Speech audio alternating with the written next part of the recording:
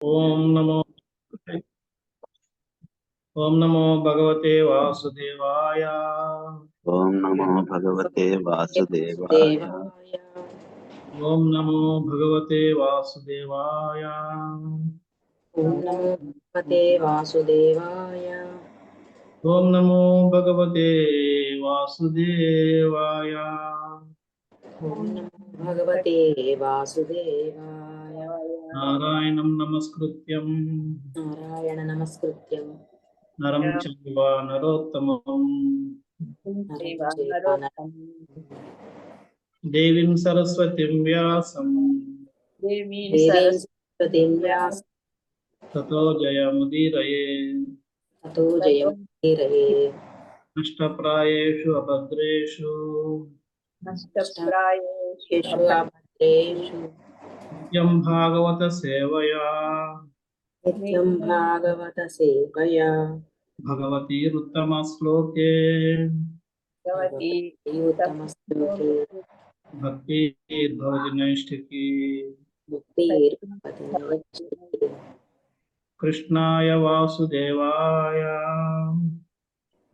వాసుదేవాయ దేవకీనందనాయ చ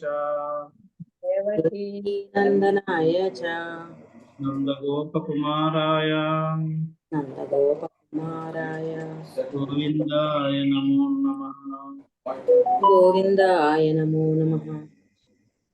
ఓం అజ్ఞానతిమిరాంధస్య జ్ఞానాంజనశలాకయా చక్షురున్మిలితం యేన తస్మై శ్రీ గురవే నమః. శ్రీచైతన్యమనోభీష్టం స్థాపితం యేన భూతలే స్వయం రూపా కదా మह्यं దదాతి పదాంతికం. వందేహం శ్రీగురో శ్రీయుతాపతకమలం శ్రీగురుం వైష్ణవా సాగ్రజాతా సహగణా రఘునాథాన్వితం తం సజీవం సాద్వైతం సావధూతం జనా సహితం కృష్ణ చైతన్య దేవం శ్రీ రాధా కృష్ణ పదా సహగణా లలితా శ్రీ విశాఖాన్వితాంశ్చ హే కృష్ణ కరుణా సింధు దీనబంధో జగత్పతే గోపేశ గోపికా కాంత రాధాకాంత నమోస్తుతే. తప్త కాంచనా గౌరాంగి రాధే వృందావనేశ్వరి వృషభానో సుతే దేవి ప్రణమామి హరిప్రియే. నమో విష్ణుపదాయ కృష్ణప్రేష్ఠాయ భూతలే శ్రీమతే భక్తివేదాంత స్వామినితి నామినే. నమస్తే సరస్వతే దేవే గౌరవాణి ప్రచారిణే నిర్విశేష శూన్యవాది పాశ్చాత్య దేశతారిణే. వాంఛా కల్పతరుభ్యశ్చ కృపా సింధుభ్య ఏవ చ పతితానాం పావనేభ్యో వైష్ణవేభ్యో నమో నమః. జయ శ్రీ కృష్ణ చైతన్య ప్రభు నిత్యానంద శ్రీ అద్వైత గదాధర శ్రీవాసది గౌర భక్తవృంద. హరే కృష్ణ కృష్ణ కృష్ణ హరే హరే, హరే రామ రామ రామ హరే హరే. హరే కృష్ణ.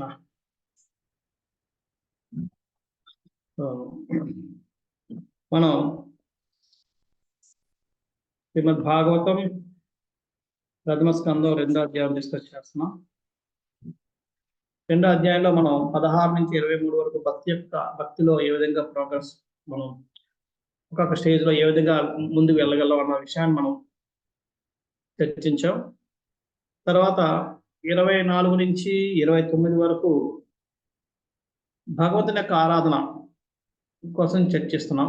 దాంట్లో 23, 24, 25 గుణరూపాలైన శివుడు, బ్రహ్మ, విష్ణువు యొక్క స్థానాలు ఏంటి, వాళ్ళకి భగవంతుడు ఎవరని చెప్పలేదు. భగవంతుడిని ఇక్కడ పరమ పురుషుడిగా వర్ణించారు. వాళ్ళకున్న సామాన్లు దాన్ని బట్టి ఆ పరమ పురుషుడు అన్నవాడు అక్కడ ఉన్నాడు. ఆయనే గుణావతారాల్లో బ్రహ్మ విష్ణు మహేశ్వరులుగా అవతరిస్తుంది. మనకి 23వ శ్లోకంలో మనం చెప్తున్నాం. తర్వాత 24వ శ్లోకంలో సత్వగుణం అన్నిటికన్నా గొప్పది, దాని తర్వాత దానికన్నా తక్కువ రజోగుణం, తర్వాత సమగుణం అని చెప్పుకున్నాం. ఇది అయిన తర్వాత అన్ని దేవతల యొక్క ఉపాసన కోసం సత్వగుణంలో ఉన్న వాళ్ళు ఎవరిని ఉపాసిస్తారు, రజోతమ గుణంలో ఉన్న వాళ్ళు ఎవరిని ఉపాసిస్తారు అనేది 26, 27 శ్లోకాల్లో వర్ణించబడ్డది. దాని తర్వాత 28, 29 శ్లోకాల్లో వీళ్ళందరికంటే గొప్ప పరమ పురుషుడు కోసం చెప్తున్నారు. కానీ పరమ పురుషుడు ఎవరు అన్న విషయాన్ని 28, 29 శ్లోకాల్లో మనం చర్చించాం. అంటే జస్ట్ టచ్ చేసాం, కంప్లీట్ మనం దాన్ని డిస్కస్ చేయలేదు. అది మళ్ళీ అక్కడి నుంచి మళ్ళీ మొదలు పెడతాం. 23వ శ్లోకంలో ఏదైతే వర్ణించాడో భగవంతుని ఒక పరమ పురుషుడిగా వర్ణించారో ఆ పరమ పురుషుడు ఎవరు, దివ్యుడైన పరమ పురుషుడు ఎవరు అన్నది ఇక్కడ 28, 29 శ్లోకాల్లో చెప్తున్నాడు. ఎవరిది? వాసుదేవ పరావేద, వాసుదేవ పరామఖ, వాసుదేవ పరాయోగ, వాసుదేవ పరాహ క్రియ, వాసుదేవ పరం జ్ఞానం, వాసుదేవ పరం తపః, వాసుదేవ పరం ధర్మ, వాసుదేవ పరాగతి. ఈ విధంగా వాసుదేవుడు అన్నవాడు అన్ని, అంటే యజ్ఞం అయినా, తపస్సు అయినా, వ్రతం అయినా, లేదంటే ధర్మం ఉన్న ఆశకి ఆయనే పరమగతి అన్న విషయాన్ని చెప్తున్నాడు. అదే మనం చెప్తున్నాం. శాస్త్రమందు జ్ఞానం యొక్క పరమ లక్షణం శ్రీకృష్ణ భగవానే ఉన్నాను. యజ్ఞాచరణ ప్రయోజనం ఆ దేవదేవుడైన శ్రీకృష్ణుని సంతృప్తి పరచుటయే. ఆ దేవదేవుని అనుభూతి మంచుటకే యోగం ఉద్దేశింపబడినది. కామి కర్మ ఫలములన్నీను అంత్యమున అతని చేతనే అనుగ్రహింపబడుతున్నవి. దివ్య జ్ఞానం అనగా అతడే. సర్వ విధములైన తీవ్ర తపస్సులు అతడిని తెలుసుకున్న కొరకే నిర్వహించబడును. ఆ దేవదేవుడైన శ్రీకృష్ణునికి భక్తియుక్త సేవను గూర్చుటయే పరమధర్మమై ఉన్నది. దేవదేవుడైన అతడే మానవ జన్మకు పరమగతియే ఉన్నాడు. అయితే మనకి ఒక ప్రశ్న రావచ్చు, ఇక్కడ కృష్ణుడు అనలేదు కదా, వాసుదేవుడు అన్నాడు. వాసుదేవుడు కృష్ణుడు ఒకటే అవ్వాలని ఏం గ్యారంటీ? వాసుదేవుడు ఎవరు రావచ్చు? వాసుదేవుడు కృష్ణుడు వేరు అవ్వచ్చు కదా. ఈ ప్రశ్నకి సమాధానం విశ్వనాథ చక్రవర్తి ఠాకూర్ ఇస్తారు. ఏమిటంటే ఆయన భగవద్గీతలో 7వ అధ్యాయం 19వ శ్లోకాన్ని చెప్తారు. ఆ 7వ అధ్యాయం 19వ శ్లోకం ఏంటంటే బహునాం జన్మనాం అంటే జ్ఞానవాన్ మాం ప్రపద్యతే. ప్రపద్యతే అంటే శరణాగతి తీసుకుంటాడు. జ్ఞానవంతుడైన వాడు మాం నన్ను శరణాగతి తీసుకుంటాడు. అక్కడ కృష్ణుడు స్వయం చెప్తున్నాడు, ఎన్నో జన్మల తర్వాత జ్ఞానవంతుడైన వాడు నన్ను శరణాగతి తీసుకుంటాడు. ఏ విధంగా? వాసుదేవ సర్వమితి. వాసుదేవుడు అంటే నువ్వే అన్నిటికీ సర్వం అన్నది. ఆ విధంగా అక్కడ కృష్ణుడు వాసుదేవుడు అంటే నేనే అన్నదండి అక్కడ చెప్తున్నాడు. కాబట్టి ఇక్కడ వాసుదేవుడు అన్నప్పుడు అది కృష్ణుడే అన్నది మనం అర్థం చేసుకో.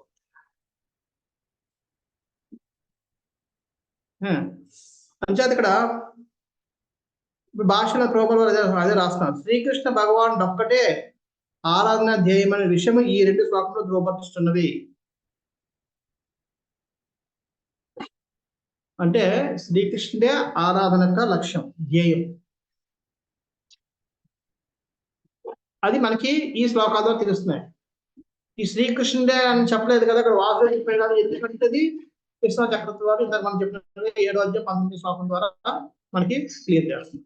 అంటే వాసుదేవుడు అంటే కృష్ణుడే అన్నది ఆ శ్లోకం ద్వారా తెలుసుకున్నాం. అంటే ఇక్కడ వాసుదేవుడే అన్నిటికీ లక్ష్యం, గమ్యం అన్ని ఇదే చెప్తున్నారు. కాబట్టి కృష్ణుడే సర్వం అన్న విషయాన్ని మనం ఈ 2 శ్లోకాల ద్వారా మనం తెలుసుకోవచ్చు.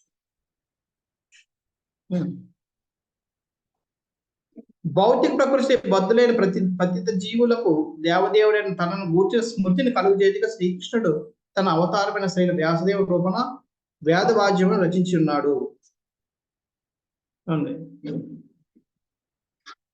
ఇది మళ్ళీ ఇక్కడ ప్రభుపాద వారు భాష్యంలో రాశారు. శ్రీకృష్ణ భగవానుడు తన అవతారమైన అంటే వ్యాసదేవుడు భగవంతుడి యొక్క అవతారం అన్నది ప్రభుపాద వారు రాస్తున్నారు. ఎవరైనా రాయొచ్చు, దానికే ఉంది. కానీ దీనికి రిఫరెన్స్ కూడా ఉంది. అది మనం 4 అధ్యాయం 5 అధ్యాయాల్లో మనం చదవబోతున్నాం. అక్కడ వస్తుంది. అంటే దాని ఆధారంగా ప్రభుపాదులు ఇక్కడ రాస్తున్నాను. వ్యాసదేవుడు భగవంతుడు యొక్క. అయితే భగవంతుడు ఆ రూపంలో వచ్చి ఎందుకు రాస్తున్నాడు? వ్యాధి వాయిద్యాలు అన్ని ఎందుకు రచించాడు? ఎందుకు రచించాడంటే బద్ధ జీవుడు, ప్రకృతి భౌతిక ప్రకృతి బద్ధ జీవుడు. మనందరం భౌతిక ప్రకృతి వల్ల బద్ధులు అయిపోయాం. ఆత్మగా మనం అందరం స్వచ్ఛమైన వాళ్ళం, భగవంతుని యొక్క సావకులు అన్న భావంలో ఉన్నవాళ్ళం. కానీ ఎప్పుడైతే ఈ భౌతిక జగత్తులోకి వచ్చామో, భౌతిక జగత్తులోకి వచ్చిన తర్వాత భౌతిక జగత్తు యొక్క ఈ భోగవాంఛల్లో మనం ఇదైపోయి బద్ధులం అయిపోయి మన నిజస్థితిని మర్చిపోయాం. అలాగైతే చిన్నపిల్లవాడికి మనం ఎక్కడికైనా మనం బయటికి ఎక్కడ పిక్నిక్ లేదా బయటకు వెళ్దాం అనుకున్నాం అండి. వెళ్ళడానికి ముందు ఒక 5 నిమిషాలు ఆడికి మనం పిల్లవాడికి ఆడుకోవడం పంపించాం అనుకోండి, ఆటలో పడితే ఆడ 5 నిమిషాలు రావాలని మర్చిపోతాడు. ఆటల్లో పడి మనం పిలిచినా సరే ఉండమ్మా వస్తాను అంటాడు. ఎందుకంటే అక్కడ దాంట్లో ఆనందం. అరే మనం అక్కడికి పిక్నిక్ వెళ్ళాలి, సినిమాకి వెళ్ళాలి, అది తర్వాత. అదే విధంగా మనం అందరం ఈ భౌతిక జగత్తులోకి వచ్చి ఇక్కడున్న ఈ ఏవైతే ఇంద్రియ భోగానికి మనం పడిపోయి నిజమైన ఆనందం మనం మర్చిపోయాం, బద్దులం అయిపోయాం. ఇదే ఆనందం, ఇదే నక్షత్రం, అన్ని ఇదే. ఇంకా ఇందుకన్నా దొరకదన్న మంచి స్థాయి కానీ మంచి స్థితి కానీ ఉండదన్న ఒక దాంట్లోకి వచ్చేసాం. అంచేత అటువంటి మనలాంటి వాళ్ళకి గుర్తు చేయడం కోసం ప్రకృతి భౌతిక ప్రకృతి బద్దులు పతి జీవులకు దేవాదేవుడు తన గురించి స్మృతిని తెప్పించడం కోసం మళ్ళీ బాబు ఇది కాదు నిజమైన ఆనందం అక్కడ అలాగుంది, అక్కడికి వెళ్తే ఎలాగుంటది, అలాగుంటది, బాధ్యతలో ఎలాగుంటది, ఒక అలాగా ఆడుతావు, ఇలా కృష్ణుడితో సాగుతూ ఉంటది, ఈ సంగతి ఈ ఆనందాన్ని పొందుతాం. ఇలాగా మనకి గుర్తు మంచి స్మృతి చేయడం కోసం ఆయన మళ్ళీ ఈ రచన అంతా చేశాడు. మరి దానికి భగవంతుడే ఎందుకు రావాలి? ఎందుకంటే ఏ దేవతయు జీవులకు భౌతిక బంధమైన ముక్తిని కలిగింపలేదన్నట సర్వశాస్త్ర వచనము. వేరే దేవతలు భగవంతుడు యొక్క అవతారం తప్ప వేరే వాళ్ళు ఎవరు కూడా జీవుల్ని బద్ధస్థితి నుంచి బయటికి తీసుకెళ్ళి బయట పెట్టలేరు. అంచేత ఈ విధంగా రచన చేయడం అనేది భగవంతుడి యొక్క అవతారంకే తప్ప వేరే జీవులకు కానీ దేవతలకు కానీ సాధ్యం కాదు. అంచేత ఆయనే రావాలి. 2వ పారాగ్రాఫ్ లో చెప్తారు ప్రభుపాద. ఇక్కడ అయితే మొదటి దాంట్లో 2వ దాంట్లో ఇక్కడ యోగులు ఇక్కడ రకరకాలు చెప్పారు కదా. యోగా కోసం చెప్పారు, యజ్ఞాల కోసం చెప్పారు. కాబట్టి యోగుల కోసం మాట్లాడుతున్నారు ప్రభుపాద 2వ పారాగ్రాఫ్ మొత్తం. యోగుల కోసం మాట్లాడుతూ ఒకవేళ ఎవరైనా యోగులు అసంపూర్ణంగా మిగిలిపోయినట్టు వాసుదేవానుభూతిని పూర్ణమనర్చుకొన్నట్టు కొరకే అట్టి యోగ భ్రష్టులైన వారికి యోగ్యత కలిగిన బ్రాహ్మణుల ఇంటిని కానీ ధనం ఇంటి కానీ జనం మసులుట ద్వారా అవకాశం అవసరంగా గొడుచుండును. ఇది కూడా భగవద్గీతలో చెప్పబడింది. భగవద్గీతలో అర్జునుడు అడుగుతాడు యోగ భ్రష్టులైన వారి పరిస్థితి ఏంటంటే శృణ్వతాం గేహ ఇది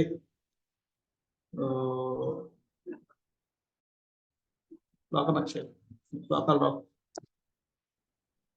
శ్రీమంతుల యొక్క కుటుంబంలోనూ వస్తుందని చెప్పి 6 అధ్యాయాలు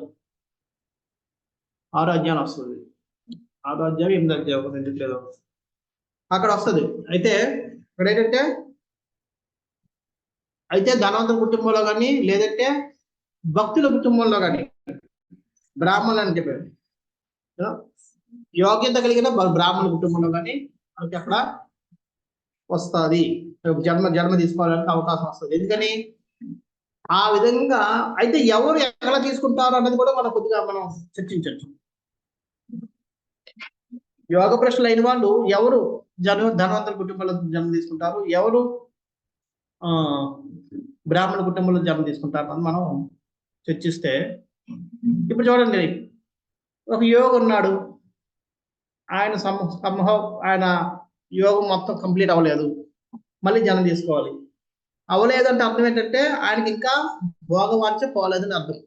భోగవాంఛ పోతే సంపూర్ణం అయిపోద్ది. అంటే యోగాభ్యాసం యోగ సాధన చేసిన తర్వాత కూడా భౌతిక విషయాల మీద కోరికలకు పోకపోతే ఆయన యోగ భ్రష్టుడు అవుతాడు. అయితే 2 రకాల కోరికలు ఉంటాయి, 2 రకాలుగా అసంపూర్ణం అవుతుంది. అంటే అయితే యోగ సాధన సంపూర్ణం అవ్వలేదు, లేదంటే యోగ సాధన బాగానే ఉంది కానీ కోరికలు వదులుకోలేదు. ఆ రెండింటిలో ఏదో అయితేనే యోగ భ్రష్టుడు అవుతాడు, కంప్లీట్ అవ్వదు. యోగ సాధన కంప్లీట్ అవ్వకపోతే అంటే 90% యోగ సాధన చేశాడు, ఇంకా 10% మిగిలిపోయిందంటే అటువంటి వాళ్ళందరూ బ్రాహ్మణ కుటుంబంలో పుడతారు. ఎందుకంటే వాళ్ళు చిన్నప్పటి నుంచి ఆ కల్చర్లో ఉంటారు కాబట్టి భక్తి చేసే, లేదా భక్తుల కుటుంబం మన మన మన మన టెర్మినాలజీలో చెప్పుకోవాలంటే, మన మాటల్లో చెప్పుకోవాలంటే భక్తుల కుటుంబంలో పుడతారు. చిన్నప్పటి నుంచి మందిరంకి వెళ్ళడం అన్ని చేసే అంటే భక్తి చేసే అవకాశం ఉంటుంది కాబట్టి చేసి తొందరగా ఆ 10% కంప్లీట్ చేసుకుని భగవంతునికి అవకాశం కల్పిస్తారు. అలా కాకుండా యోగ సాధన ఎటువంటి లోపం లేదు కానీ కోరిక వదులుకోలేకపోయాడు, అటువంటి వాడిని ధనికుల కుటుంబంలో పుట్టిస్తాడు. దానివల్ల ఆయన కోరికలు తీరిపోయి అదే యోగ సాధన మళ్ళీ కంటిన్యూ చేసుకుని భగవంతుని కూడా. సో ఈ విధంగా ఎవరి ఈ యోగ ప్రశ్న ఈ విధంగా 2 రకాల ఇళ్లలో పుడతాడు. అయితే బాగానే ఉంది, ప్రభుపాద వారి కింద రాస్తున్నారు, మరుజన్మ వల్ల వచ్చే నష్టం ఏంటి అంటే అపాయం ఇది. కానీ దురదృష్టవశాత్తు అట్టి వారు కూడా తిరిగి ధనము గౌరవమైన ఆకర్షణలే జీవిత లక్ష్యమును సంపూర్ణంగా మర్చిపోతుందరు. 2వ పారాగ్రాఫ్ లాస్ట్ లైన్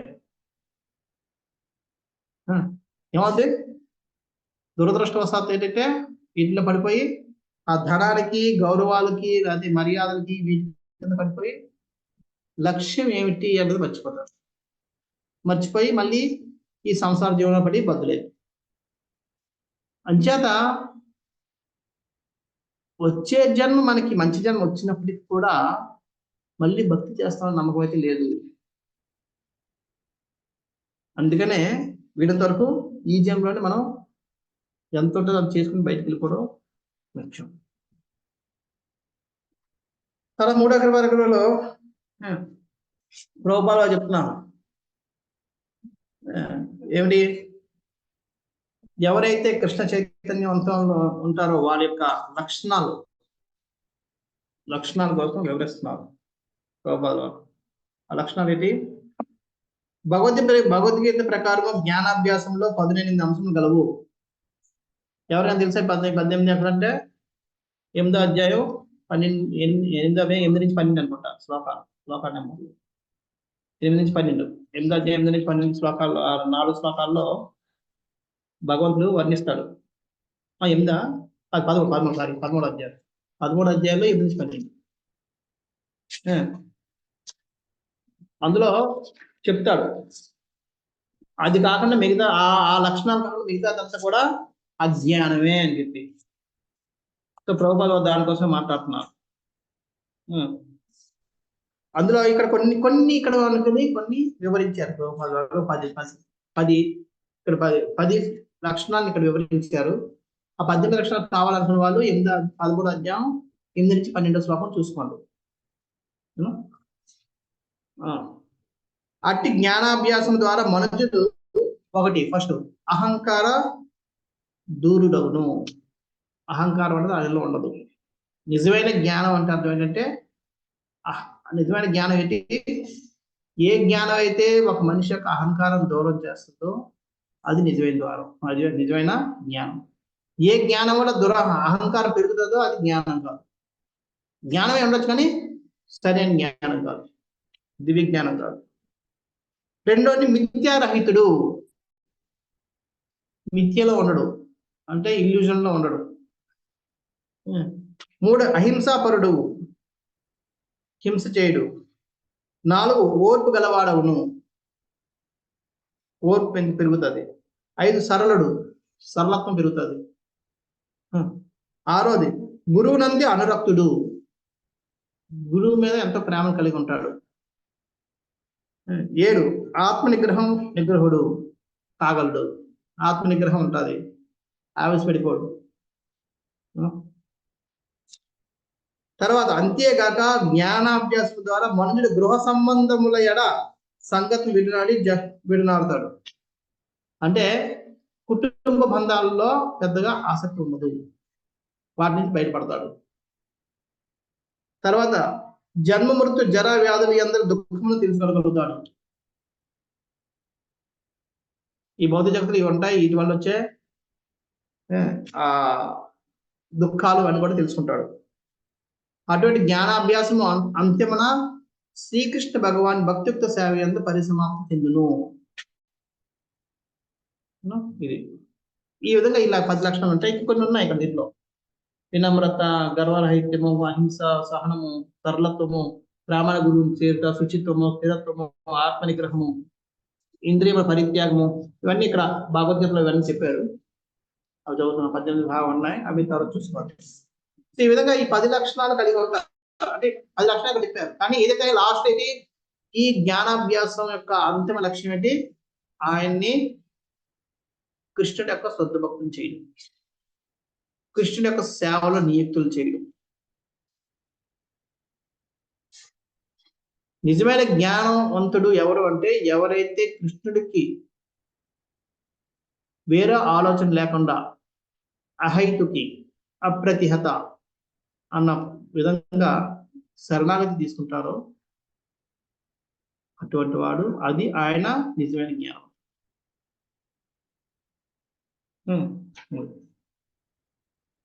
తర్వాత ప్రభావం తపస్సు అంటే చెప్తున్నారు. ఈ విషయం సర్వ విధమైన తపస్సులకు కూడా వర్తించును. జీవితనందు ఉన్నతమైన ఫలములను పొందుటకు స్వచ్ఛందంగా దేహపర కష్టములను స్వీకరించే తపస్సు అనబడును. తపస్సు అంటే ఏంటి, దేహపరమైన కష్టాలను స్వీకరించడం తపస్సు. అయితే అందరూ స్వీకరిస్తుంటారు. ఈ తపస్సుల కోసం కూడా భగవద్గీతలో చెప్తాడు, తపస్సులో 3 రకాలు ఉంటాయని చెప్పి. తమోగుణ తపస్సు, రజోగుణ తపస్సు, సత్వగుణ తపస్సు. అంచేత ఏదైనా సరైన తపస్సు ఏది, జీవితంలో ఉన్నత ఫలం పొందడం కోసం.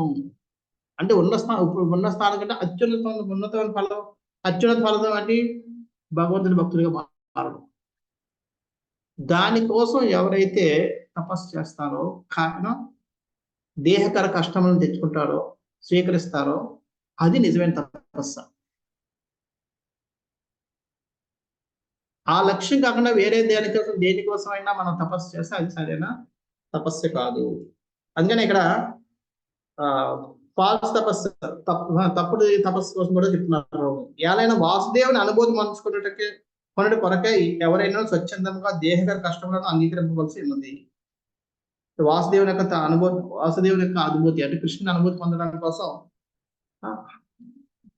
మనం ఎటువంటి తపస్సును చేయొచ్చు. అదే నిజమైన తపస్సు అనబడును. లేని ఎడల తపస్సులన్నీ రజస్తమో గుణములకు సంబంధించినవిగా వర్గీకరింపబడును.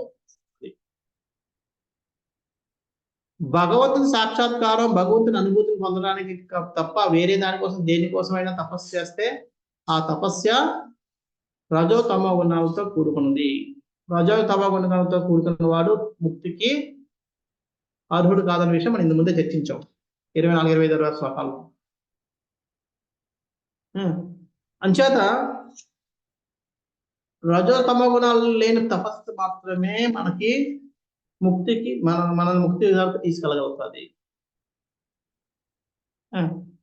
అంటే ఆ రజోస్తమ గుణాలు లేని తపస్సు అంటే ఏదైతే వాసుదేవుడి యొక్క అనుభూతికి అనుభూతిని లేదా ఆ వాసుదేవుని యొక్క సాక్షాత్కారానికి కోసం చేస్తాం. ఆ తపస్సు మాత్రమే సరి అయిన తపస్సు. రజోస్తమగుణములెన్నడును జీవిత క్లేశములను నశింప చేయజాలవు. కేవలం సత్వగుణమే త్రివిధ తాపములను అంతం చేయగలదు. రజోగుణం తమగుణాలు ఇప్పుడు కూడా జీవితంలో క్లేశాలని మొత్తాన్ని తొలగించలేవు. అవి ఒక క్లేశాన్ని తొలగిస్తే రెండో క్లేశం తీసుకొస్తాయి. కూడా ఒక ప్రాబ్లం సాల్వ్ చేస్తుంది, ఇంకో ప్రాబ్లం దారి చేస్తుంది. ఎందుకంటే సైంటిఫిక్ రీసెర్చ్ అంతా కూడా రజోగుణంతో కూడుకున్న యాక్టివిటీ, కర్మ. ఏదో సాధించాలి, ఏదో చేయాలి, నాకే పేరు రావాలనే ఉద్దేశం చేస్తారే తప్ప లోక కళ్యాణం కోసం చేయాలని. అందుకనే మంచి మంచి ఆయుధాలని యుద్ధంలో ఓడించడం కోసం కనుక్కుంటారు, తర్వాత అదన్నీ టెర్రరిస్ట్ చేతిలోకి వెళ్తాయి. ఎందుకని కనుక్కున్న వెంటనే ఇంటర్నెట్ మీద వేసేస్తారు, ఇది కనుక్కున్నారు, అది కనుక్కున్నారు, ఇలా చేస్తారు, అలా పనిచేస్తారు, ఇదే పనిచేస్తుంది చెప్పి చదువుతారు. మంచోళ్ళు చదువుతారు, చెడ్డ వాళ్ళు చదువుతారు. అంటే ఈ విధంగా ఈ రజోగుణంతో పేరు ప్రఖ్యాతులు తెప్పించుకోవాలి, నేనే ముందుండాలి, ఇటువంటి రజోగుణంతో చేసేవి కాబట్టి ఇవి ఒక ప్రాబ్లం పరిష్కరిస్తాయి, మరో సమస్యకి దారి తీస్తాయి. రజోతమో గుణాలు ఇప్పుడు కూడా సంపూర్ణంగా మన జీవితంలో ఉన్న జీవిత క్లేశాలని నశింపజేయవు. ఓన్లీ సత్వగుణం మాత్రమే అది చేయగలుగుతాడు. అనగా తపస్సులను చేయదలిచినచో జ్ఞానగమయమైన శ్రీకృష్ణ భగవానుని పొందుట కొరకే వాటిని వనరించవలసి ఉన్నది. ఎప్పుడైనా తపస్సు చేయాలంటే దేనికోసం చేయాలి? భగవంతుని తెలుసుకోవడం కోసమే మనం చేయాలి తప్ప దేని కోసం కాదు.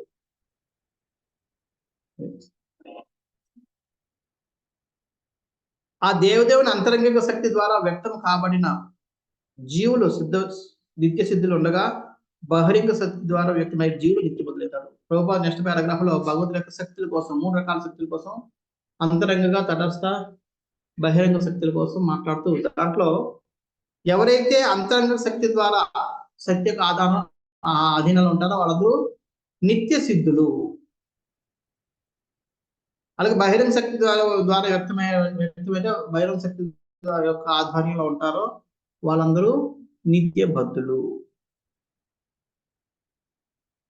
అంటే మాయ ఆధీనంలో ఉన్న వాళ్ళందరూ నిత్య బద్ధులు, వాళ్ళు బద్ధ స్థితిలో ఉండిపోతారు.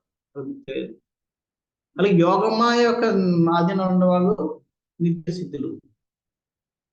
మనం ఈ జగత్తులో ఉన్న ఆధ్యాత్మిక జగత్తులో ఉన్న మనం మాయలో ఉండాల్సిందే.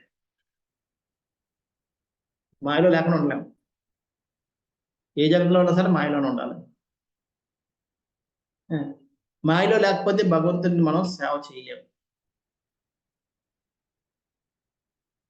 మాయలో ఉన్నప్పుడే మనం సేవ చేయగలం. చూడండి, మీకు ఇప్పుడు ఏదైనా మన బయట చూస్తుంటారు, సేవలు కాల్చడం కానీ లేదా అసహాయకరమైన పనులు చేయాలంటే వాళ్ళందరూ తాగుతారు. ఆ తాగినప్పుడు ఆ మైకుల్లోనే వాళ్ళు చేయగలరు, లేకపోతే చేయలేరు. అదే విధంగా మనం కూడా భగవంతు సేవ చేయాలంటే ఒక రకమైన ఇప్పుడు యశోద మాతకి భగవంతుడు అని తెలిసి, కృష్ణుడు భగవంతుడు తెలుసుంటే ఆమె ఆ విధంగా వ్యవహరించింది కాదు. మనలాగే 10 సార్లు దండవతం చేసి ఉండేది. ఉదయం లగ్గాన దండవతం, తర్వాత దండవతం, శృంగారాలు అంటే ఆకులు పెట్టి బోరించుకొని ఉండేవాడు. అరే ఇంతమంది చేస్తున్నా, నువ్వు కూడా చేస్తున్నా కాబట్టి ఇంట్లో పారి ఉండేవాడు.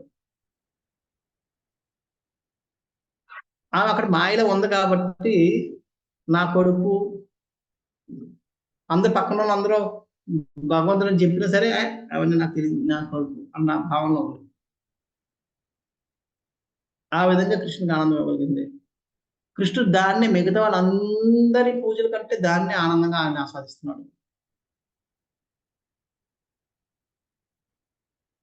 అయితే ఆ మాయ అంతరంగిక శక్తి భగవంతుడికి ఏది కావాలో ఆ విధంగా మనం వ్యవహరించేటట్టుగా చేస్తాం. అంచేత మన వ్యవహారాలన్నీ భగవంతుడికి కావాల్సిన విధంగా ఉంటాయి కాబట్టి భగవంతుడికి ఆనందాన్ని ఇస్తుంది. అంటే యోగమాయలో ఉన్న వ్యక్తులు ఇప్పుడు కూడా భగవంతుడికి ఆనందాన్ని ఇస్తూ ఉంటారు. అదే మాయ బహిరంగ శక్తి అంటే బయట భౌతిక జగత్తులో ఉన్నప్పుడు అదేం చేస్తుంది, మనకి ఎలా కావాలో అలా చేసేది చేస్తుంది. అవి భగవంతుడికి కొన్ని నచ్చవు. ఆ విధంగా మనం చేసిన కార్యాల ద్వారా భగవంతుడికి మనం దూరం అయిపోతుంటాం, ఇంకా నచ్చని పనులు చేస్తుంటాం. సంచేత అక్కడైనా మాయలో ఉండాలి, ఇక్కడ మాయ. అక్కడ మాయ ఏం చేస్తుంది, మనం భగవంతుడి దగ్గర వేయడం చేస్తుంది. ఇక్కడ మాయ భగవంతుడు దూరం వేయడం చేస్తుంది. ఇక్కడ మనం ఇప్పుడు నిత్య బద్ధులుగానే ఉండిపోతాం, బద్ధ స్థితిలోనే ఉండిపోతాం. ఈ విధంగా మనకి చేస్తుంటారు. చాలా అందుకనే భగవంతుడు అయితే ఇప్పుడు మన అందుకని మన జీవిత లక్ష్యం ఏంటి, మనం ఇప్పుడు నిత్యబద్ధులుగా ఉన్నాం కాబట్టి ఇప్పుడు మన ఈ జీవితం ఇక్కడ ఈ భౌతిక జగత్తులో మనం నిత్యబద్ధులుగా ఉన్నాం కాబట్టి మన జీవిత లక్ష్యం ఏంటి చెప్తున్నారు. శ్రీకృష్ణ భగవాన్ భక్తి సేవను నిలువవలనని తలంచు మహాత్ములు ఆధ్యాత్మ శక్తి యొక్క రక్షణలో నిలిచి ఉందని భగవద్గీత యందు చెప్పండి. దైవం ప్రకృతి ఆశ్రిత, మహాత్మానం దైవీ ప్రకృతి ఆశ్రిత అని చెప్పి భగవద్గీత చెప్తారు. ఎవరైతే మహాత్ములు ఎవరైతే భక్తి చేయాలనుకుంటారో అందరూ దైవీ ప్రకృతి అయినా యోగమాయ యొక్క ఆధీనంలో ఉంటారు అందరూ చెప్తారు. అంచేత వాళ్ళ రక్షణలో ఉంటారు కాబట్టి దాని ఫలితముగా విశాల దృక్పథులైన అట్టి మహాత్ములు శ్రీకృష్ణుని సేవ యందు అంకుటితముగా నిలిచిదురు. అంకుటితం అంటే ఎవరైనా చూసా,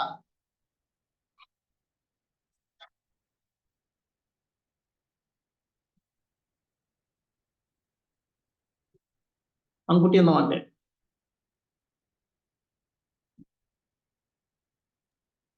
తదేకంగా ప్రభుజీ, తదేకంగా స్థిరంగా తదేకంగా నిరాటకంగా నిరాటకంగా. అంకుటితంగా అంటే నిరాటకంగా అంటే అంకుటితం అన్నది ఏంటంటే కష్టం వచ్చినా సరే, కష్టం లేకుండా చేయడం అందరూ చేస్తారు నిరాటకంగా. అంకుటితం అనే పదాన్ని అంటే కష్టమైన పరిస్థితుల్లో కూడా నిరాటకంగా చేయడం అది అంకుటితం. సో అంకుటితం నిలిచెందరు. జీవిత పరమావధి అది మానవ జీవితం యొక్క పరమావధి ఈ విధంగా కనబడుతుంది. ఇక్కడ ఈ విధంగా భగవంతుడు వాసుదేవుడు ఏ విధంగా మన అందరికి ఈయన శరణాగతి అనే విషయాన్ని ప్రభుపాద వారు డీటెయిల్ గా ఒక్కొక్క దాన్ని ఇక్కడ వివరిస్తూ భాషలో రాశారు. తర్వాత శ్లోకంలో తర్వాత ఒక శ్లోకంలో 3 శ్లోకాలు 30 నుంచి 31 32 4 శ్లోకాల్లో ఋషులు అడిగిన 4వ ప్రశ్నకి సమాధానం చెప్తారు. ఋషులు 4వ ప్రశ్న ఎన్నోది, 1వ అధ్యాయం 1వ శ్లోకం 1వ అధ్యాయంలో 17వ శ్లోకంలో అడుగుతారు 4వ ప్రశ్న. ఏంటన్నా చదువుదాం.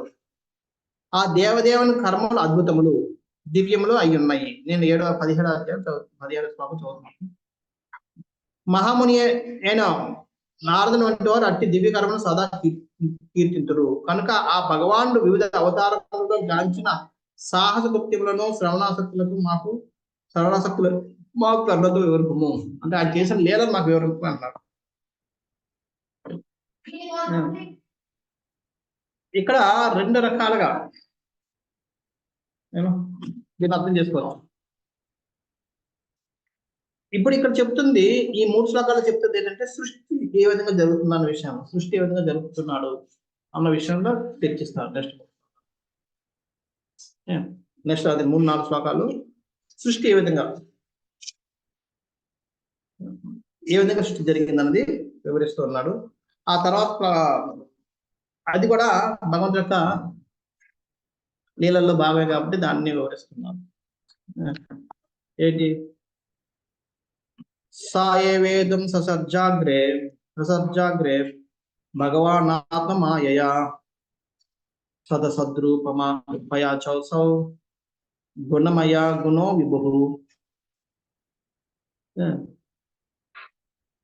ఈ శ్లోకంలో సృష్టి ఆరంభమున దేవదేవుడైన వాసుదేవుడు తన దివ్యమైన ఆధ్యాత్మిక స్థితి యందు నిలిచి అంతరంగ శక్తి ద్వారా సత్ అసత్తులను సృష్టించెను.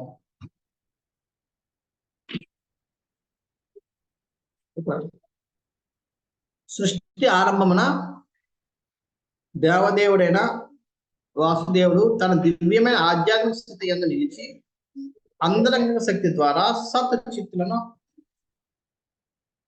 సృష్టించను. సత్ అంటే ఎప్పుడు నిలిచింది, శాశ్వతమైంది. అసత్ అంటే అశాశ్వతమైంది. అంటే రెండు ప్రకృతులు ఉన్నాయి మనకి. ఒకటి శాశ్వతమైన ప్రకృతి, రెండోది అశాశ్వతమైన ప్రకృతి. శాశ్వత ప్రకృతి ఏంటి?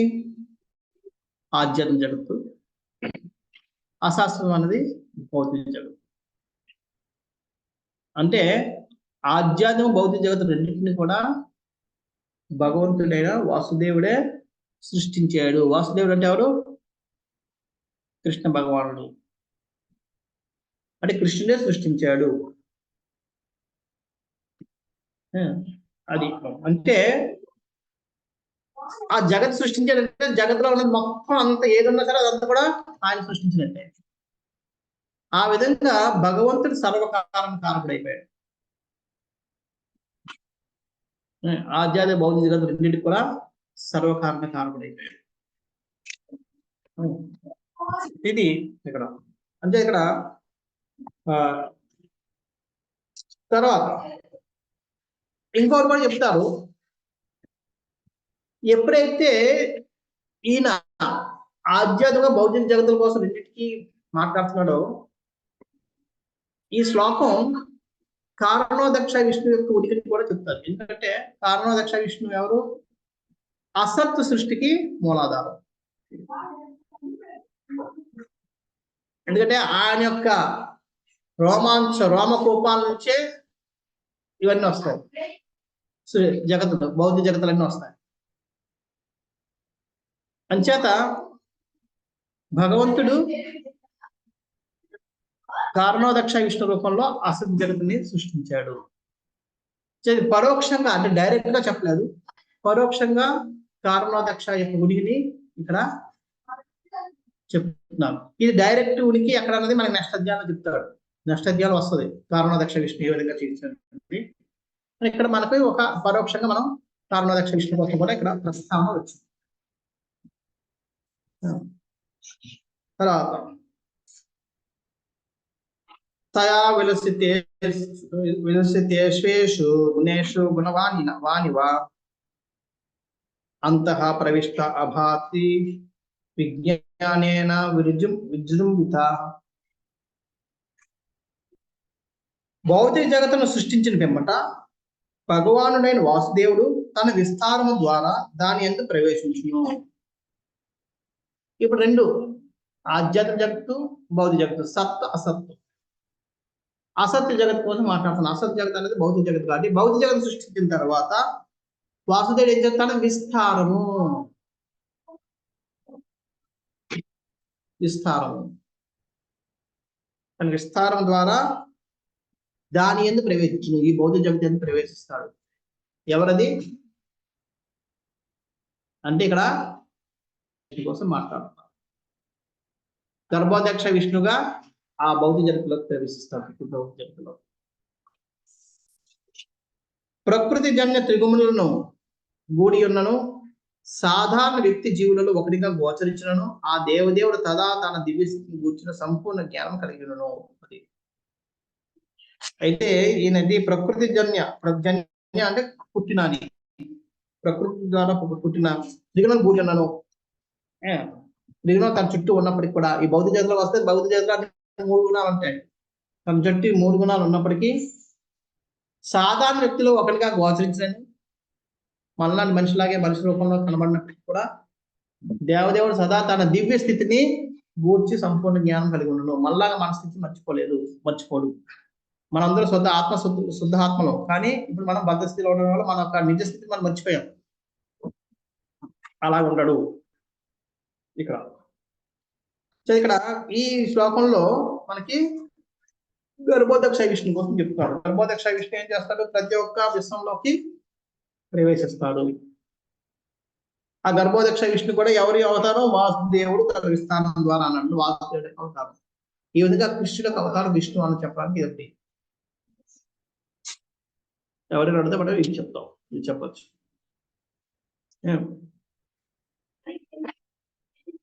ఇక్కడ అసలు ఫస్ట్ ఆఫ్ ఆల్ అసలు మనం ఓకే భగవంతుడు వచ్చాడు, ఓకే భగవంతుడు వస్తూ వచ్చాడు, మనకి ఎందుకులే, అది మనం ఎందుకు వచ్చాం లోపలికి? బౌద్ధ జగత్తులోకి రూపాల్లో చెప్తున్నారు మనం ఎందుకు వచ్చాం. జీవులందరూ శ్రీకృష్ణ భగవాన్ యొక్క విభిన్న అంశములు. అట్టి వారిలో భగవద్ధామను నిలిచుటకు యోగ్యులు కానటువంటి బద్ధజీవులే భౌతిక పదార్థ సంపూర్ణ భోగములకే భౌతిక జగత్తులకు పంపబడుదురు. మనందరం అక్కడ ఉన్న విభిన్నాంశాలు అక్కడ ఉండాల్సిన వాళ్ళం. కానీ ఎప్పుడైతే మనం భోగవాంఛ చేయాలని, మనం భోగించాలనే వాంఛతో ఉంటామో మనం ఏమంటాం? అప్పుడు మనం ఆధ్యాత్మిక జగత్తులో ఉండడానికి, కృష్ణ లోకంలో ఉండడానికి అర్హత కోల్పోతాం. ఆ భోగవాంఛ చేయాలన్న కోరిక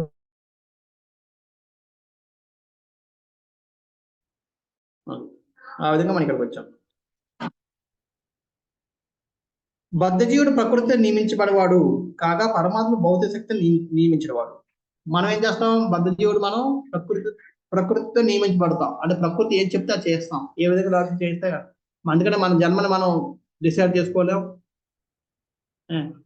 మన కష్ట సుఖాన్ని మనం నిర్ణయించుకోలేం, ఏది చేసుకోలేం. నాకు ఇప్పుడు కష్టం వద్దన్నా వస్తుంది, ఈ సుఖం కావాలన్నా రాదు. మనం నిర్ణయించుకోలేం మన కష్ట సుఖాలు, మన జన్మని మనం నిర్ణయించుకోలేము కదా, ఇవేమి చేసుకోలేము. అంచేత మనల్ని నియమిస్తుంది, మనల్ని నియంత్రిస్తుంది ప్రకృతి. కానీ భగవంతుడు పరమాత్ముడు భౌతిక శక్తి నియమించను. పరమాత్మ మన భగవంతుడు అది ఈ గర్భోదక్ష విష్ణు ప్రకృతిని నియంత్రిస్తాడు. ఈ విధంగా ఈ శ్లోకంలో మనకి కారణోదక్ష విష్ణు యొక్క ఉనికిని కోసం చెప్తున్నాడు. తర్వాత యథాహ్యవహితో వర్ణిర్ దారుష్వేఖా స్వయోనిషు నానేన భాతి విశ్వాత్మ భూతేషు చ తథా పుమాన్. అగ్ని దారు నందంతరియు వ్యాపించింది రీతి దేవదేవుడైన వాసుదేవుడు పరమాత్మగా సమస్తము నందును వ్యాపించిండు. కనుకనే అద్వితీయుడైనను ఆ భగవానుడు బహురూపునిగా గోచరించు. అగ్ని దారునంతటిని వ్యాపించింది. దారు అంటే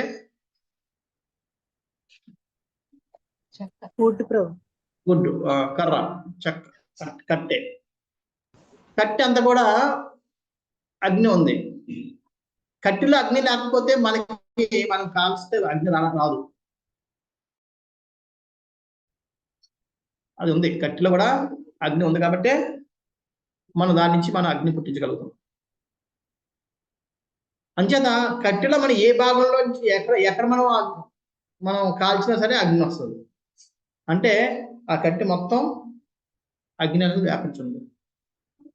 అదే విధంగా దేవదేవుడు వాసుదేవుడు అంటే భగవంతుడు కృష్ణుడు పరమాత్ముడుగా సమస్తం వ్యాపించున్నాడు. పరమాత్ముడిగా ఈ భౌతిక జగత్ మొత్తం వ్యాపించున్నాడు. ఎలా వ్యాపించున్నాడట? అద్వితీయుడు అంటే రెండో వాడు లేనప్పటికీ ఆయన ఒక్కడే. నో ద్వితీయం, అద్వితీయం. ద్వితీయం అంటే రెండో వాడు లేడు, ఒక్కడే. అయినప్పటికీ కూడా బహురూపుగా గోచరించును. ఏ విధంగా అందరూ హృదయాల్లో పరమాత్మగా ఉన్నాడు. నా హృదయంలో ఉన్నాడు, నీ హృదయంలో ఉన్నాడు, ఇంకో హృదయంలో ఉన్నాడు, కుక్క హృదయంలో ఉన్నాడు, చెట్టు హృదయంలో ఉన్నాడు, ప్రతి ఒక్కరి దగ్గర ఉన్నాడు. అంచేత నా దగ్గర 1, 2, 3, 4, 5, 6, 10, 100, 1,00,000 కోట్ల రూపాయలు ఉండ కనబడతాడు. కానీ నిజానికి ఆయన ఒకడే.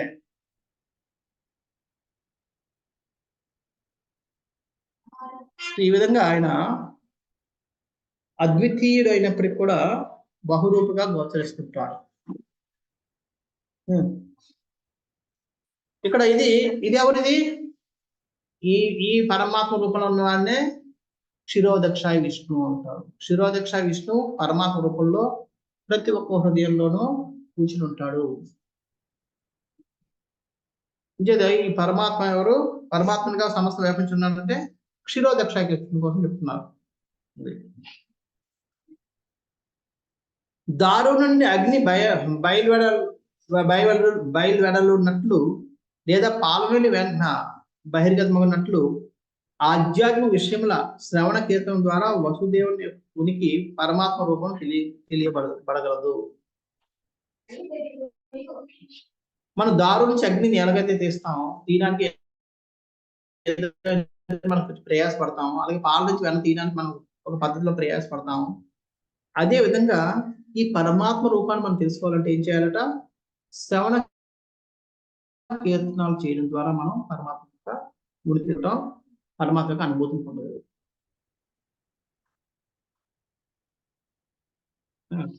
పాలలో వెన్నుందా? ఉంది. చూస్తామా? చూడలేము. దానికి ఏదో ఒక ప్రాసెస్ చేయాలి. దాని ద్వారా మనం పాలలో వెన్నని మనం తీయగలుగుతాం, చూడగలుగుతాం. అదే విధంగా మనం ఈ బద్ధస్థితిలో ఉన్నాం, మనం భగవంతుని చూడలేము. చూడాలంటే దానికి ప్రాసెస్ ఉంది. ఏంటది? శ్రవణం కీర్తనం. దాని ద్వారా అటువంటి ఆధ్యాత్మిక విషయములు ఉపనిషత్తులు, వేదాంత సూత్రాలు వంటి వాటి యందు ప్రత్యేకంగా చర్చించబడినవి. మనం భగవంతుని చూడగలం, భగవంతుని మనం అనుభూతి పొందగలం, ఆ భగవంతుని సాక్షాత్కారం చేయగలం అన్న విషయం ఈ ఉపనిషత్తు వేదాంత సూత్రంలో మనకి వర్ణించబడి ఉంది. వాటిని మనం అనుసరిస్తూ ఎప్పుడైతే మనం ఇచ్చేస్తామో ఆ విధంగా మనం పరమాత్మ అనుభూతి మనం పొందగలుగుతాం.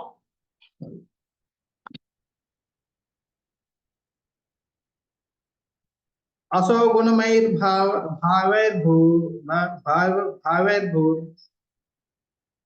भूत सूक्ष्मेन्द्रियात्मभिः स्वनिर्मितेषु निर्दिष्टो भुंक्ते भूतेषु तद्गुणान्. పరమాత్మ భౌతిక ప్రకృతి యొక్క త్రిగుణములచే ప్రభావితులైన జీవుల దేహములను ప్రవేశించి వారు తమ సూక్ష్మ మనసు ద్వారా త్రిగుణ ప్రభావం అనుభవించినట్లుగా చేయుచున్నాడు. ఏం చేస్తున్నాడు?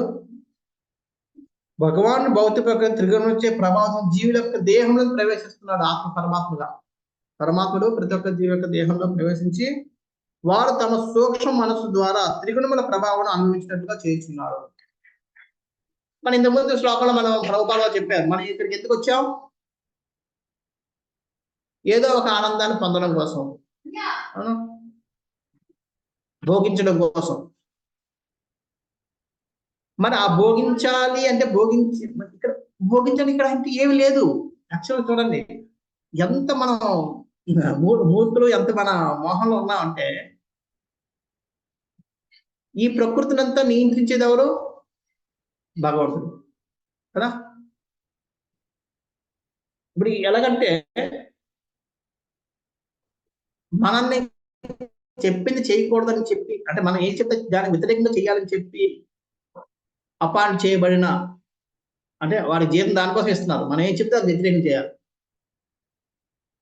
మనం చెప్పింది చేయకూడదు, మనం సహకరించకూడదు. అలా ఉంటే వాడికి జీతం ఇస్తారు. అలా నియమించిన ఒక వ్యక్తితో పని చేయించుకోవడం అనేది ఈ భౌతిక జగత్తులో మనం ఆనందం పొందడం అంటే.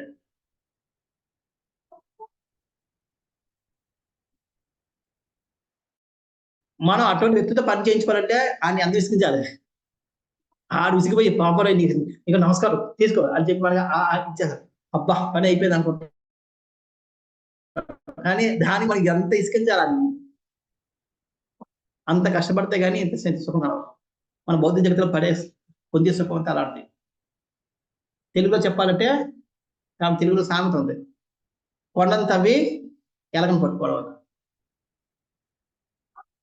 ఎలకెంత ఎలక వదిలేస్తే అయిపోద్ది, కానీ దాన్ని పట్టుకోవడం కోసం కొండంతా తవ్వుకొని కూర్చున్నాడు. కూర్చుని అబ్బా ఎలక పట్టి ఈరోజు అన్నాడు. పట్టే కదా ఆ కొండ తవ్వడానికి ఎన్ని సంవత్సరాలు వెళ్ళిపోయాయి. అదంతా అదే చూసుకోండి. మన జీవితంలో పొందే అన్ని ఆనందాలు అంతే. ఒక చిన్న కుర్రవాడు ఉన్నాడంటే స్కూల్ ఫస్ట్ రావడానికి సంవత్సరం అంతా గాడిదలా చదువుతాడు. చదవకూడదని కాదు, అది వచ్చి ఆ రిజల్ట్ వచ్చినప్పుడు ఫస్ట్ వచ్చాడు అంతే అయిపోయింది, దాని తర్వాత ఇంకా అయిపోలేదు. అది చూసిన వెంటనే 2 సార్లు గెలుతాడు, అయిపోయింది ఆనందం. ఆ 2 క్షణాలు లేదా 5 క్షణాలు లేదా 5 నిమిషాల ఆనందం కోసం ఆయన 365 రోజులు మొత్తం సాక్రిఫైస్ చేయాల్సి వస్తుంది. మనం ఈ భౌతికంగా పొందే ఆనందాలన్నీ అలాంటివే. యాక్చువల్గా ఇవన్నీ మనకి భగవంతుడు అది ఇప్పిస్తున్నాడు కాబట్టి మనం అనుభూతి పొందుతున్నాం, లేకపోతే మనకంటూ లేదు. ఇక్కడ ఎవ్వరు కూడా మనకి సహాయం చేసేవాడు ఎవరు లేడు. మన మనిషికి ఎవరు లేదు భౌతిక జగత్తులో, అందరూ మన వ్యతిరేకులే. వాటి మధ్యలో, అటువంటి వాడి మధ్యలో మనం ఆనందం పొందుతున్నాం అనుకుంటున్నాం, అది భ్రమ. భగవంతు చేసేది అదే చేస్తున్నాడు. అదే చూడండి, భగవంతు ఏమంటున్నారు ఇక్కడ, వారి దేహంలో ప్రవేశించి వారు తమ సూక్ష్మ మనస్సు ద్వారా త్రిగుణ ప్రభావం అనుభవించినట్టుగా చేస్తున్నాడు. మనసు ద్వారా, మనసు అనుకుంటుంది నేను ఆనందం నాకు సాధించాను, నిజానికి సాధించింది ఏం లేదు. అంతా మనసుని భ్రమింపజేస్తున్నాడు ఆయన. అది కూడా భగవంతుడి కృప. ఆనందం పొందుతామంటే అది కూడా భగవంతుడు మన భ్రమలో పెట్టి ఆనందం పెడుతున్నాడు. చిన్నప్పుడు మనం కొన్నిసార్లు చిన్నపిల్లలు చూస్తుంటాం, రాత్రి ఆనందంగా వెళ్ళిపోతారు, పడుకునిపోతారు. అందులో ఇద్దరు లేపి మనం అన్నం పెట్టాం అనుకోండి, అడిగా గాల్లో కలుపుకుంటూ తింటుంటాడు. ఆ మాత్రం అనుకుంటాడు తినేస్తున్నాను, ప్లేట్ పైన ఉంటుంది, చేతి ఎక్కడ పైన కలుపుతుంటాడు. అంటే అటువంటి భ్రమలో ఉన్నాం మనం అందరం, ఆనందం. ఈ విధంగా మనల్ని ఈ భ్రమలో ఆనందాన్ని పొందేటట్టు చేస్తున్నాడు పరమాత్ముడు. మన దేహాల్లో ప్రవేశించి, క్షీరోదక్ష విష్ణు రూపంలో, పరమాత్మ రూపంలో మన దేహంలో ప్రవేశించి మనం ఈ త్రిగుణాలకి లోనై మనం ఆనందాన్ని పొందేటట్టుగా చేస్తున్నాడు.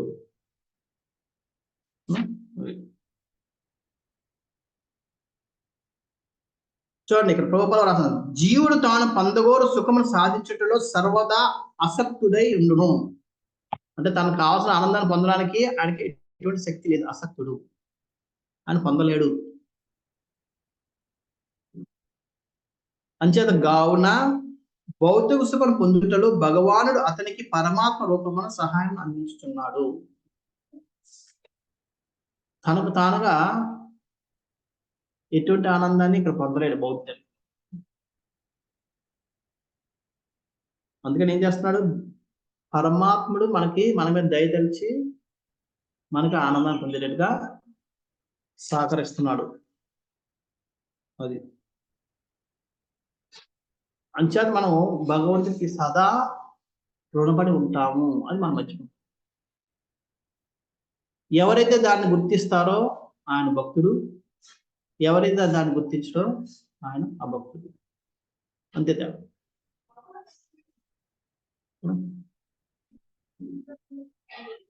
లాస్ట్ వాక్యాలు చెప్తున్నా, పరమ దయాళువైన శ్రీకృష్ణ భగవానుడు పరమాత్మ రూపమున స్నేహితుని వలె సర్వదా జీవుని చెంత నిలిచి ఉండి నిజ సౌఖ్యం వైపునకు అతను మళ్ళీ ప్రయత్నించుతున్నాడు.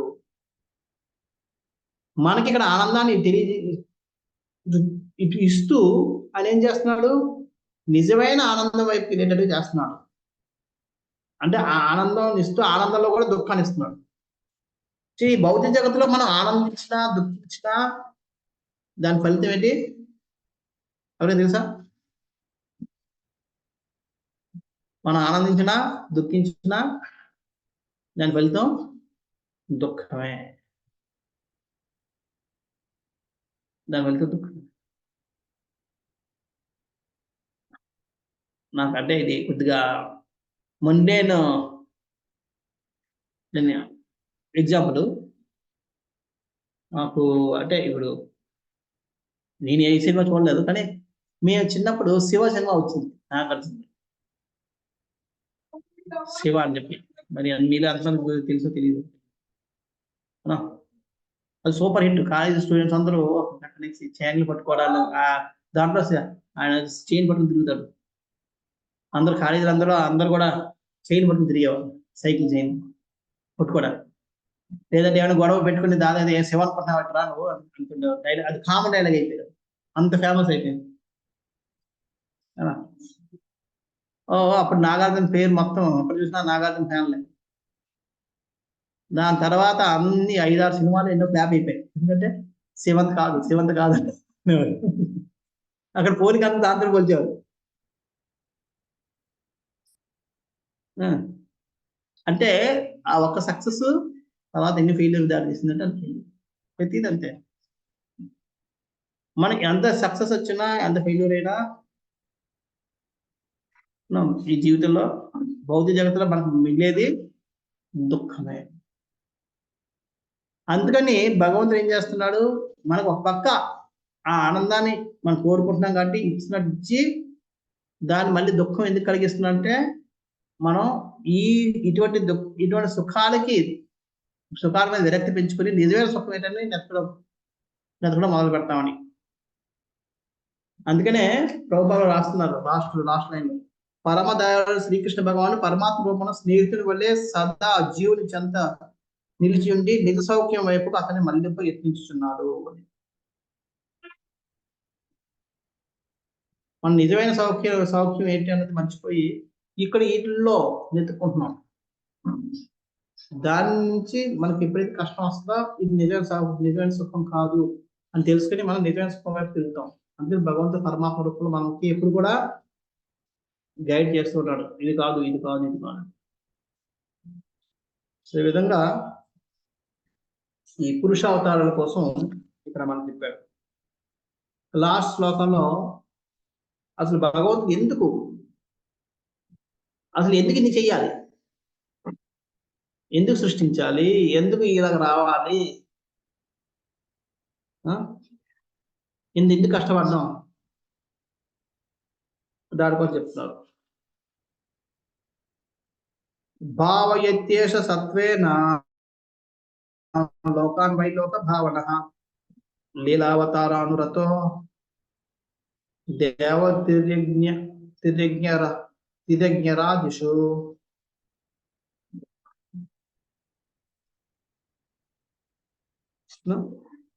ఈ విధంగా జగన్నాథుడు శ్రీకృష్ణుడు దేవతలు మానవుడు జంతువులు మన్నకు జీవులతో నిండి ఉన్న సర్వలోకములను పోషించుచును. శుద్ధ సత్వమునందు స్థితులైనట్టి వారులను ఉద్ధరించుటకు అతడు అవతారం దాల్చి పెక్కు లీలను గావించును.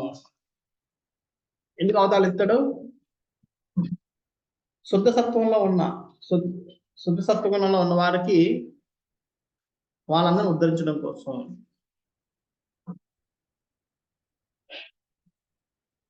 వాళ్ళని ఉద్ధరించడం కోసం భగవంతుడు ఇటువంటి అవతారాలను ఎత్తాడు. వాళ్ళని ఈ విధంగా అవతారం ద్వారా ఎందుకు ఉద్ధరించడం? వాళ్ళు శుద్ధ సత్వంలో ఉన్నవాడు ఆల్రెడీ ఉద్ధరించబడినట్టే. మళ్ళీ వాళ్ళు ఇక్కడికి ఎందుకు రావాలి? వాళ్ళు మళ్ళీ ఉద్ధరించేదేంటి? ఎందుకంటే వాళ్ళు స్మరించడానికంటూ ఏమీ లేదు. అంచేత తన లీలల ద్వారా వాళ్ళు ఆ లీలను స్మరించేటట్టు చేయడం కోసం భగవంతుడు ఈ అవతారాలు ఎత్తి లీలలు చేస్తూ జీవుల యందు భగవద్ధామం చేరడం వాళ్ళని కోరికను ఉత్పన్నం చేయడం కొరకు అతడు తన దివ్య లీలను ప్రదర్శించుచుండును. భగవద్ చెప్తున్నారు, భగవంతుడు రాస్తున్నారు. ఎందుకంటే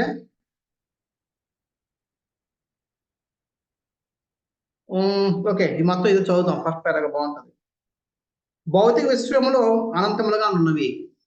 భౌతిక విశ్వాలు అనంతంగా ఉన్నాయి. అట్టి అనంత సంఖ్యలో గల విశ్వములలో ప్రతిదాని యందును అనంత సంఖ్యలో లోకములు గలవు. ఒక్కొక్క జగత్తులో మళ్ళీ అనంతమైన లోకాలు ఉన్నాయి. వాటి యందు వివిధ స్థితులకు గుణములకు చెందిన జీవులు పలువురు గలరు. ప్రతి ఒక్క లోకంలో అనేక జీవులు ఉన్నారు. వారు వేరే వేరే స్థితిలో ఉన్నారు. మన దాంట్లో చూస్తుంటే ఒకటి మనం భూలోకంలో ఉన్నాం, ఇంకోటి స్వర్గలోకంలో ఉన్నారు. వారి స్థితులు, వాళ్ళ గుణాలు వేరు. మనలో 3 గుణాలు ఉన్నాయి, వాళ్ళలో సత్వగుణం ఎక్కువ ఉంటుంది. నరకలోకాలు ఉన్నారు, తపగుణం ఎక్కువ ఉంటుంది. ఇలాగా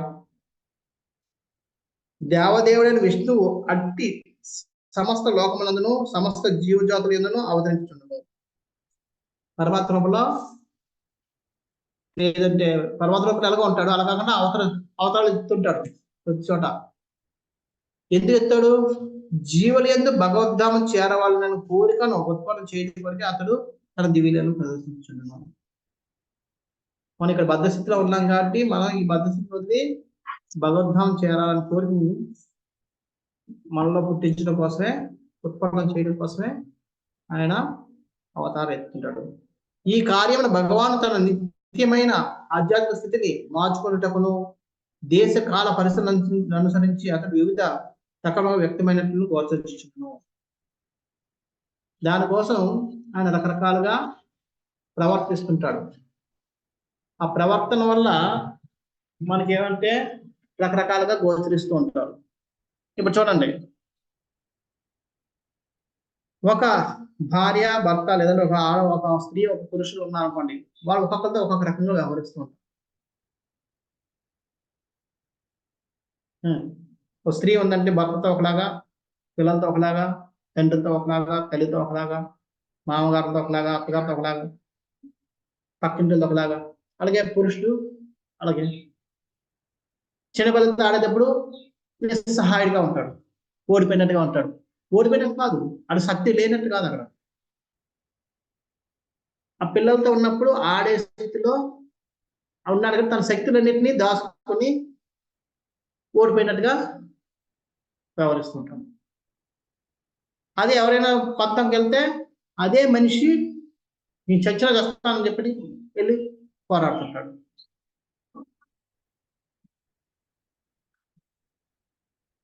అలా ఒక్కొక్కరితో ఒక్కొక్క రకంగా పరిస్థితులను బట్టి వ్యవహరిస్తుంటాడు. ఆయన అన్ని శక్తులు ఉంటే అన్ని శక్తులు చూపించడు. కోపం అంటే ప్రతి ఒక్కరితో కోపపడ్డు, కోపం లేనప్పుడు ప్రతి ఒక్క ఎవరితో కోపం పడకుండా ఉండదు. ఎక్కడ కోపం పడాలి అక్కడ పడతాడు, ఎక్కడ పాడకూడదు అక్కడ ఆగుతాడు. అన్ని రకాలుగా వ్యవహరిస్తూ ఉంటాడు. సో అదే విధంగా అయితే అది ఒకే వ్యక్తి అలా వ్యవహరిస్తున్నాడు, దానికి కారణం ఉందని తెలుసుకోని వ్యక్తి మాత్రమే మూర్ఖంగా వీళ్ళందరూ వేరు వేరు అనుకుంటాడు. లేకపోతే దేంట్లో తేడా లేదు, అందరూ అదే వ్యక్తి. అదే విధంగా ఇక్కడ ఈ కార్యం మన అంటే భగవంతుని మనల్ని అందరినీ ఆకట్టుకోవాలనే కార్యంలో నిత్యమైన ఆధ్యాత్మిక స్థితిని మార్చుకున్నట్టు కొనుక్కున్నాను. దేశకాల పరిస్థితులు అనుసరించి ఆయన అంటే ఆయన ఆధ్యాత్మికత అలాగే ఉంటుంది, అదే మారదు. ఆయనకి ఎంత శక్తులు అన్ని శక్తులు ఉంటాయి, కానీ దేశకాల పరిస్థితులు అనుసరించి అతను వివిధంగా వ్యక్తమైనట్టు గోచరిస్తుంటాడు, రకరకాలుగా వ్యక్తమైనట్టు గోచరిస్తుంటాడు. కానీ యాక్చువల్గా ఆయనలో ఉన్న శక్తులు అవే, అన్ని అవే, మారవు. ప్రభుపాద 2వ పారాగ్రాఫ్ రాస్తాం. తాను స్వయంగా అవతరించను లేదా యోగ్యుడైన జీవునికి తన కార్యాలు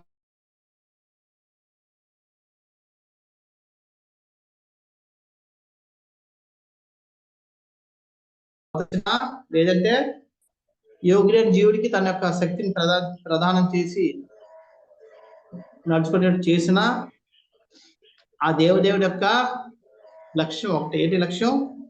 అదే భౌతిక జగత్తున్న క్లేశములు అనుభవించుతున్న జీవులను తన ధామానికి చేర్చుట. ఈ భౌతిక జగత్తులో క్లేశాలను ఎదుర్కొంటూ దుఃఖపడుతున్న ఈ జీవులందరినీ తన ధామానికి చేర్చడమే ఆ లక్ష్యం. భగవంతుడు తన అవతరించిన లేదంటే తన యొక్క భక్తులకి తన శక్తినిచ్చి శక్తి ప్రదానం చేసి వాళ్ళ ద్వారా ఏం చేయించిన లక్ష్యం ఏంటి? మళ్ళాంటి భక్త జీవులందరినీ భౌతిక జగత్తు నుంచి ఆధ్యాత్మిక జగత్తుకి తీసుకుని వెళ్ళడం అన్నదే దాని లక్ష్యం. అది అంచేత తర్వాత జీవులు వాంఛించే ఆనందము అసంఖ్యాక విశ్వములలో గాని భౌతిక లోకంలో గాని ఏ మూల వెతికినను కానరాదు. మన కోరికల ఆనందం ఇక్కడ ఎక్కడ దొరకదు. మరి ఎక్కడ దొరుకుతుంది? వారికి ఆ నిత్యానందము ఆధ్యాత్మిక లోకంలోనే లభించగలదు. అందుకనే మనకి ఒకవేళ ఆనందాన్ని అనుభవించినా మళ్ళీ ఏదో ఒకటి కోరుకుంటూనే ఉంటాం, ఏదో ఒకటి కోరుకుంటూనే ఉంటాం, ఏదో సంతృప్తి. ఉద్యోగం రాలేకపోతే ఉద్యోగం రాలేదంట, ఉద్యోగం వచ్చిన తర్వాత ఉంటుందా అంటే ప్రమోషన్ ఉంటాం, ప్రమోషన్ వచ్చిందంటే ఇంకో రావాలి 1,30,000, 30,000, 40,000, 40,000, 50,000, 50 లక్షలు, 1,00,000, 2 లక్షలు, 10 లక్షలు వచ్చేసరి ఇంకా ఇంకేమైనా పెరుగుతుందేమో ఆలోచిస్తుంది. దాంతో కూడా ఆనందం. నెలకు 10 లక్షలు వచ్చా సరే ఇంకేమైనా పెరుగుతుందా? ఎందుకంటే మనం కోరుకున్న ఆనందం ఇక్కడ దొరకదు. అంటే మనకున్న ఆనందం ఒకటే, ఏంటి? ఆధ్యాత్మిక జగత్తులోనే ఉంది ఆనందం. అందుకని భగవంతుడు మన ఆధ్యాత్మిక జగత్తు తీసుకెళ్లాలనే ప్రయత్నంలో నిత్యం రకరకాల ప్రయాసాలు కొనసాగిస్తూనే ఉన్నాడు. అది మనం గుర్తించలేకపోతున్నాం. అది మన దురదృష్టం. సో ఈ విధంగా ఈ భగవతత్వం, భక్తియుక్త సేవ యొక్క గొప్పతనాన్ని సూత గోస్వామి ఈ అధ్యాయంలో మనం వివరించాడు. ఇప్పుడు ఈ అధ్యాయం అయిపోయింది. వచ్చే వారం మనం 3వ అధ్యాయం చర్చిద్దాం. श्रील प्रभुपाद की जय. श्रीमद् भगवद्गीता श्रीमद् भागवतम की जय. वांछा कल्पतरुभ्यश्च कृपा सिन्धुभ्यैव च पतितानां पावनेभ्यो वैष्णवेभ्यो. हरे कृष्ण प्रभुजी. हरे कृष्ण प्रभु दंडा. हरे कृष्ण.